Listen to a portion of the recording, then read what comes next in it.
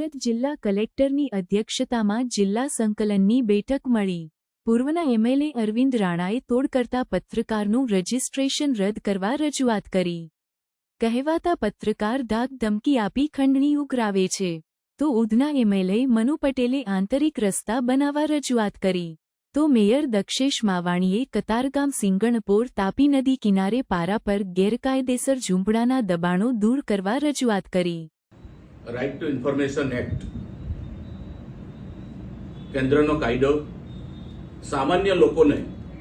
સરકારની કોઈ પણ પ્રકારની માહિતી મેળવવી હોય તો તેના માટે એક અક્ષર અને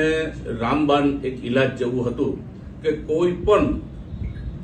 સરકારી અધિકારીઓની કોઈ પણ ખોટી વહીવટની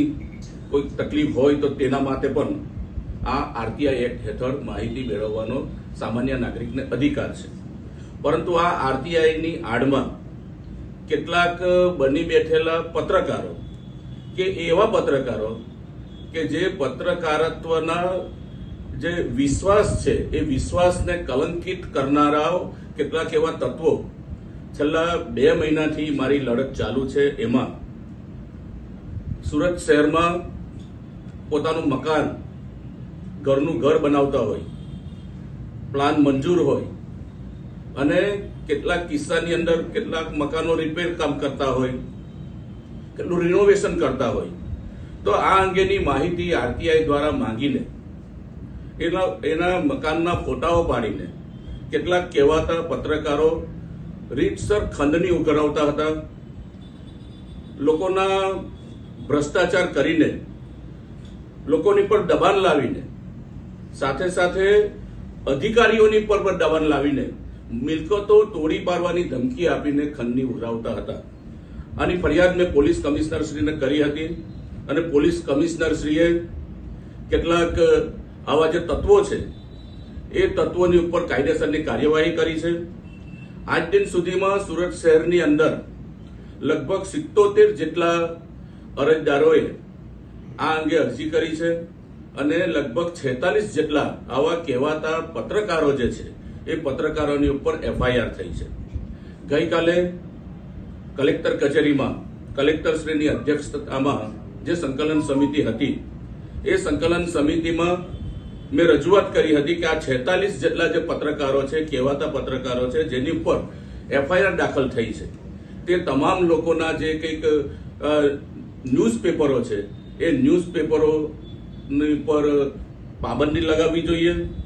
એનું રજીસ્ટ્રેશન રદ કરવું જોઈએ અને એને પત્રકારોને આપેલા એક્રિડિટેશન જે કાર્ડ છે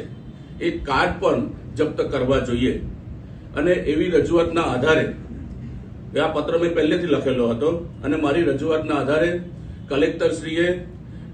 નેશનલ મીડિયાના જે ઓથોરિટી છે એને પત્ર લખીને આવા જેટલા પણ સુરત શહેરમાં પત્રકારો છે